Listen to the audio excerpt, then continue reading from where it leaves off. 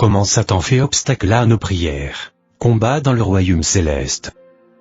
Par John Mullinde. Je veux vous parler, à partir d'un témoignage de quelqu'un qui a été sauvé, quelqu'un qui a été au service du diable. Et quand cet homme a donné son témoignage, ça m'a fait un tel choc. Je ne voulais pas y croire. J'ai dû me tenir 10 jours devant le Seigneur, dans le jeûne, en lui demandant, « Seigneur, est-ce vrai ?» Et c'est à ce moment que le Seigneur a commencé à m'enseigner sur ce qui se passe dans le domaine spirituel, quand nous prions. À sa naissance, cet homme a été consacré à Lucifer par ses parents. Quand il était encore dans le ventre de sa mère, ils ont fait beaucoup de rituels pour le dédier au service de Lucifer. À l'âge de 4 ans, il a commencé à exercer son pouvoir spirituel. Et ses parents ont commencé à avoir peur de lui. Quand il a eu 6 ans, son père l'a confié à des sorcières pour qu'il soit formé. Et en 10 ans, il a fait de grandes choses dans le royaume du diable. Il était craint des sorcières courantes. Bien qu'il soit encore un jeune garçon, il était déjà terrible dans les choses qu'il faisait.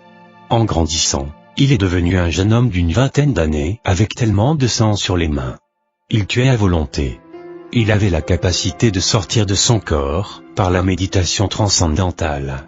Il pouvait parfois se mettre en lévitation, son corps décollé du sol, suspendu en l'air et, parfois, il pouvait entrer en transe et sortir de son corps restait sur place, pendant qu'il allait dans le monde.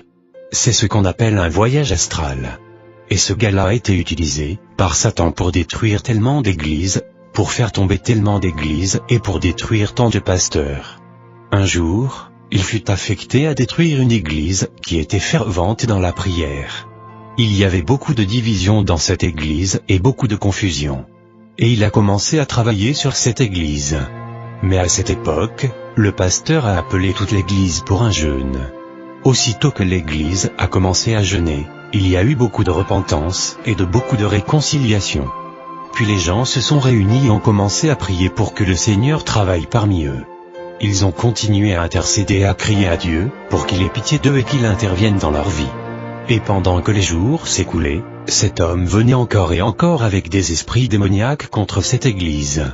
Mais une parole prophétique leur fut adressée disant aux chrétiens de se lever et de mener la guerre, contre les puissances des ténèbres, qui attaquaient l'église. Alors un jour, cet homme laissa son corps dans sa chambre, et partit pour un voyage astral. Il dirigea une puissante armée d'esprits démoniaques contre cette église. Maintenant, c'est son témoignage. Son esprit se déplaçait dans les airs sur l'église et ils essayaient d'attaquer, mais il y avait une couverture de lumière sur l'église. Puis, soudain, il y eut une armée d'anges qui les ont attaqués et ils se sont battus dans les airs, et tous les démons ont dû fuir, mais il a été fait prisonnier par les anges. Oui, arrêté par les anges. Il a été arrêté par 6 anges. Et ils l'ont emmené, à travers le toit, juste devant l'autel de l'église. Il était là, et les gens priaient. Ils étaient dans une profonde prière, dans un combat spirituel, liant, et brisant, et chassant les démons. Le pasteur était sur la plateforme et dirigeait la prière et la guerre. Le Saint-Esprit parla au pasteur. Le joug a été rompu et la victime est là, devant vous. Aidez-le à travers la délivrance. Quand le pasteur a ouvert les yeux, il a vu ce jeune homme effondré, son corps était avec lui. Il était dans son corps. Le jeune homme a dit qu'il ne savait pas comment son corps l'avait rejoint. Il l'avait laissé chez lui. Mais il était là, dans son corps, il ne savait pas comment il était entré, sauf que de l'ange l'avait porté à travers le toit. Je sais que ces choses sont difficiles à croire. Mais le pasteur a fait taire l'église et a parlé à l'église ce que le Seigneur lui avait dit, et a demandé au jeune homme, « Qui êtes-vous » Le jeune homme s'est mis à trembler pendant que les démons ont commencé à sortir de lui. Alors ils ont prié pour sa délivrance et, ensuite, il a commencé à nous faire part de sa vie. Ce jeune homme est venu au Seigneur, et il est un évangéliste, prêchant l'évangile. Il est aujourd'hui puissamment utilisé par le Seigneur, en rendant d'autres personnes libres au travers de la délivrance. Une nuit, John Mullinde, suis allé à un dîner. La seule raison pour laquelle j'y suis allé était que quelqu'un m'avait parlé de ce jeune homme, et j'étais curieux de le voir et de voir si son histoire était vraie. Je me suis donc assis à ce dîner et, dans la soirée, cet homme a pu donner son témoignage. Il a parlé de tant de choses. Parfois, il se mettait à pleurer à cause des choses qu'il avait faites. Quand il a fini, il a lancé un appel. Il y avait beaucoup de pasteurs dans cette salle. Et il a dit, « J'en appelle à vous, pasteurs. S'il vous plaît, enseignez aux gens comment prier. Les gens qui ne prient pas peuvent être pris par le diable dans n'importe quel domaine, et l'ennemi peut exploiter leur vie et leur prière de plusieurs façons. L'ennemi sait même comment profiter des prières de ces personnes qui ne savent pas comment prier. Enseignez aux gens comment utiliser l'armure spirituelle que Dieu donne. » Puis il a expliqué comment il a dirigé des expéditions dans les airs. Avec des agents sataniques et beaucoup d'esprits démoniaques, il allait dans les airs et c'était comme un détournement de tout le travail que vous aviez effectué.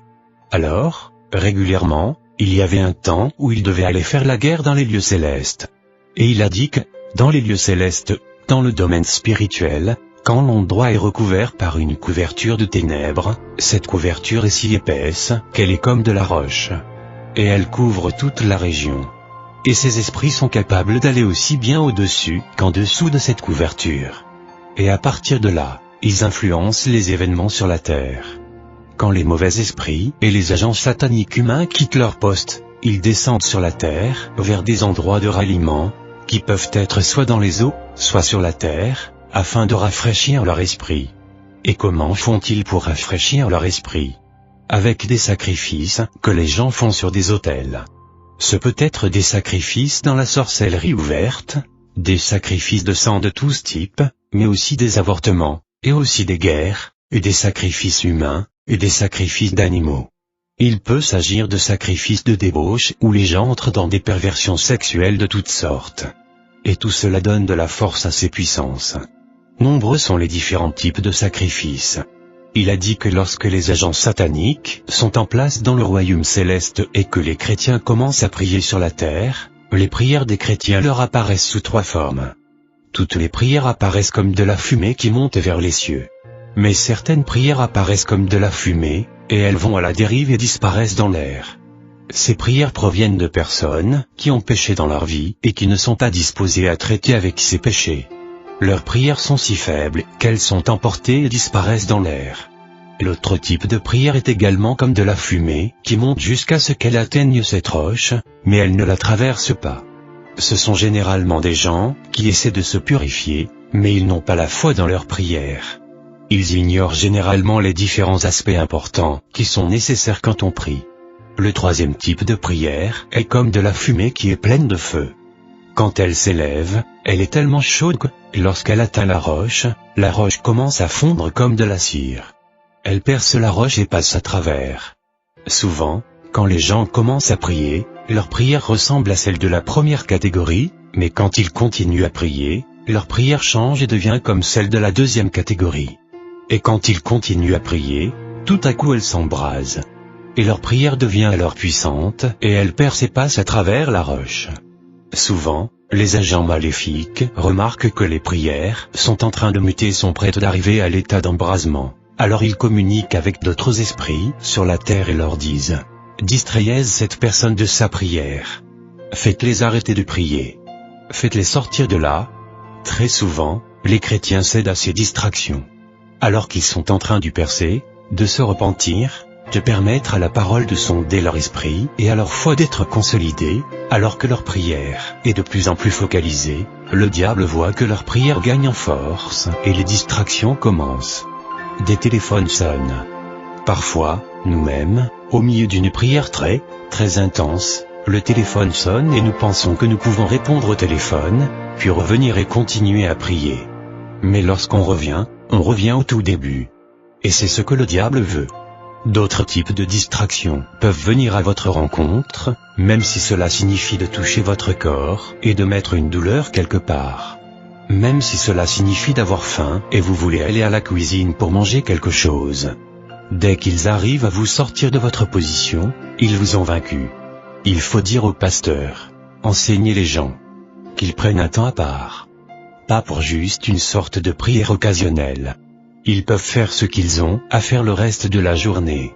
Une fois dans une journée, ils devraient avoir un moment où ils se concentrent de tout leur cœur sur Dieu et que rien ne vienne les distraire. Et quand les gens persistent dans ce genre de prière, s'ils se laissent inspirer par l'esprit et continuent, quelque chose se passe dans l'esprit. le feu atteint la roche et elle fond. Et cet homme a dit que lorsque la fusion commence, il fait tellement chaud qu'aucun esprit démoniaque ne peut le supporter. Aucun esprit humain ne peut le supporter non plus. Ils prennent tous la fuite. Ils s'enfuient tous. Et il se produit une ouverture dans le domaine spirituel. Et dès que cela arrive, tous ces problèmes dans la prière s'arrêtent. La personne qui prie sur la terre ressent juste que sa prière devient soudain si douce, si agréable, si puissante et intense. Et j'ai découvert qu'à ce moment, normalement, nous perdons la conscience du temps et d'autres choses. Non pas que nous devenons désorientés, mais Dieu prend soin de notre temps. C'est comme si vous laissiez tout tomber et que vous vous connectiez avec Dieu. Et cet homme a dit que quand les prières percent, à partir de cet instant, rien ne peut plus leur résister, et la personne qui prie peut continuer aussi longtemps qu'elle le souhaite. Il n'y a rien qui puisse l'arrêter. Puis il a dit, qu'une fois la prière terminée, le trou reste béant et, quand les gens sortent de leur lieu de prière et s'en vont, ce trou béant se déplace avec eux. Ils ne sont plus à agir sous la couverture. Ils agissent sous des cieux ouverts. Et il dit que, dans cet état, le diable ne peut plus faire ce qu'il veut contre eux. Et la présence du Seigneur est comme un pilier qui vient du ciel et qui se place sur leur vie. Ils sont protégés. Et il y a tellement de puissance à l'intérieur de ce pilier que, quand il se déplace, cette présence touche d'autres personnes. Il discerne ce que l'ennemi a fait chez d'autres personnes. Et quand il parle aux gens et que ces gens sont devant eux, ceux-ci entrent à l'intérieur de ce pilier. Et aussi longtemps qu'ils restent à l'intérieur de ce pilier, tous les liens de l'ennemi faiblissent. Alors, quand ces gens qui ont cette percée spirituelle parlent de Jésus-Christ avec des pécheurs, la résistance de ces derniers est faible. Et c'est si facile de les sortir des ténèbres. Quand ils prient pour les malades ou prient pour quelque chose, cette présence fait toute la différence. Et cet homme dit que le diable déteste ces gens-là. Et il a dit que s'il y a des endroits où la prière est régulièrement pratiquée de cette manière, la présence vient sur cet endroit et ne la quitte pas. Ainsi, même les gens qui ne connaissent pas Dieu, quand ils viennent dans ces lieux, tout d'un coup, tous leurs liens sont fragilisés. Et si quelqu'un prend soin de les enseigner patiemment et dans l'amour, il peut facilement les arracher des ténèbres, non pas par la puissance, ni par la force, mais par l'Esprit de Dieu qui est présent.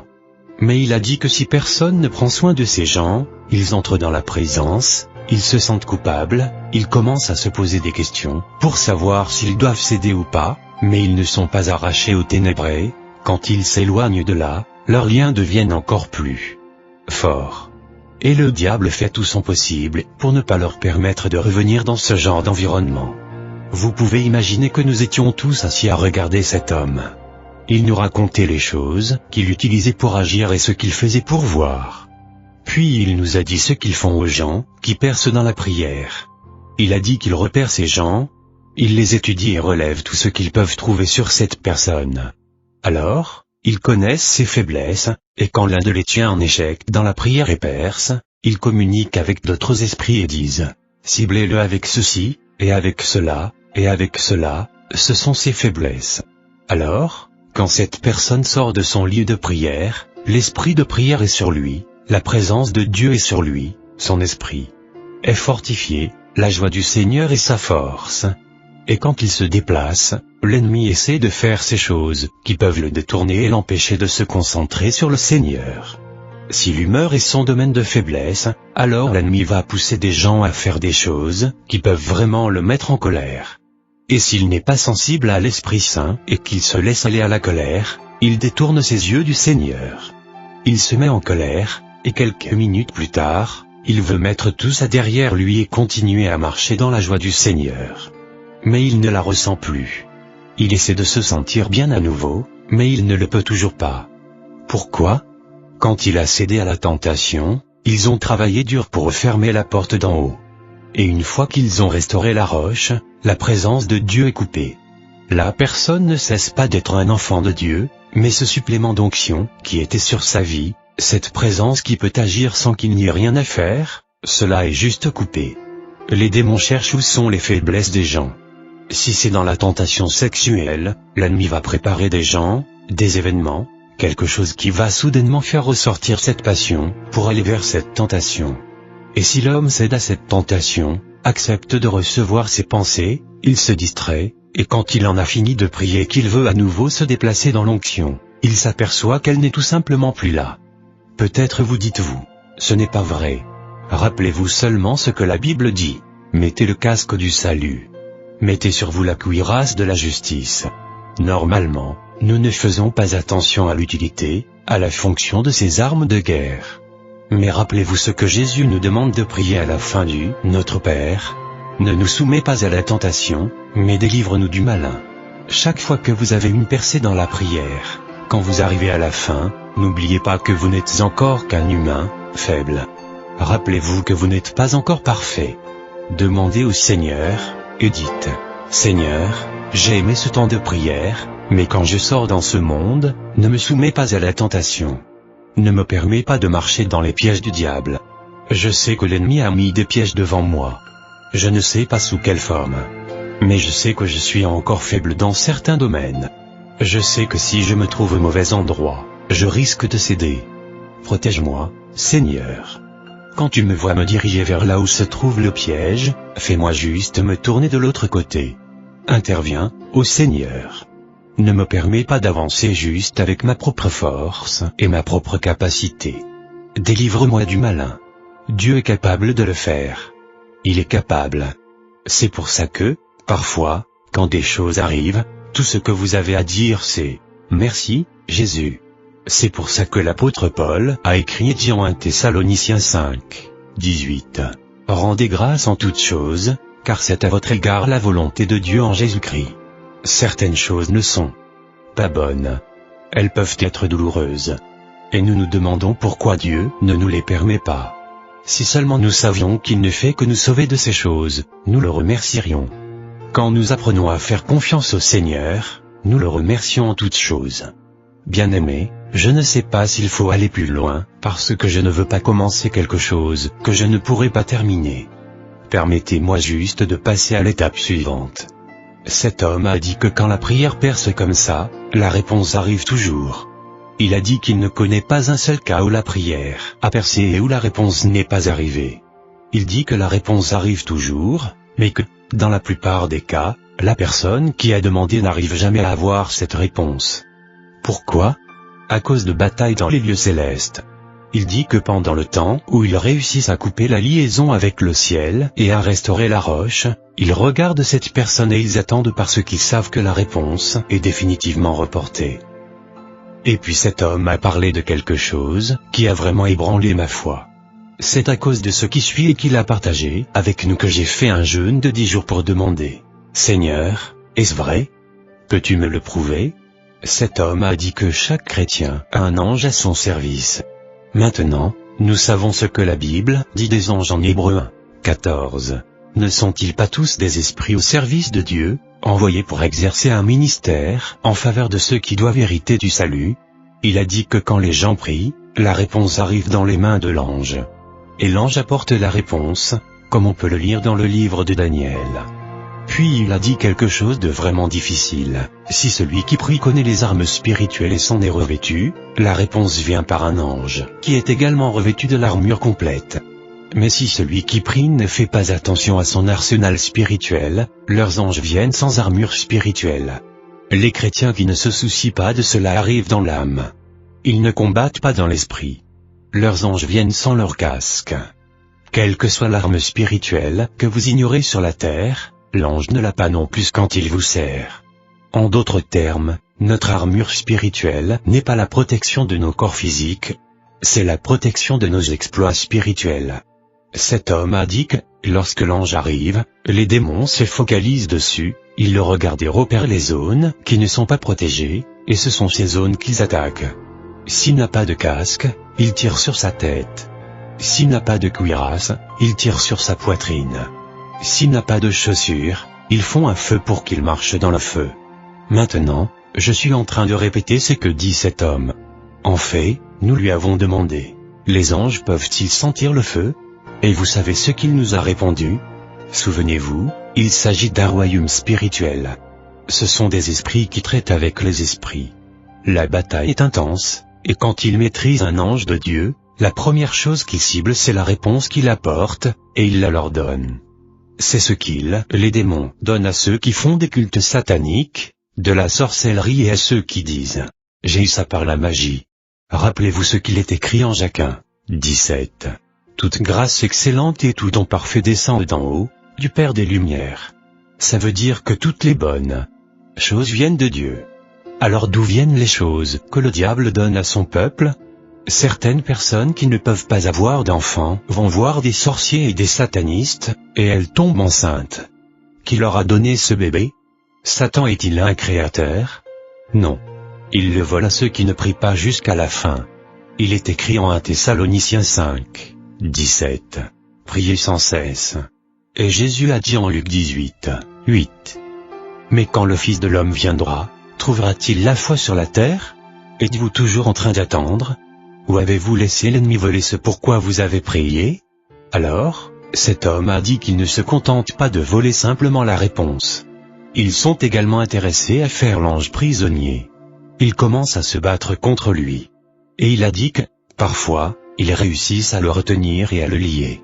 Et quand cela se produit, le chrétien devient leur victime sur terre.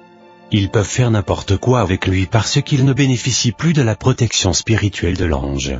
Je lui ai demandé, « Vous voulez dire qu'un ange peut être retenu prisonnier par des forces démoniaques ?»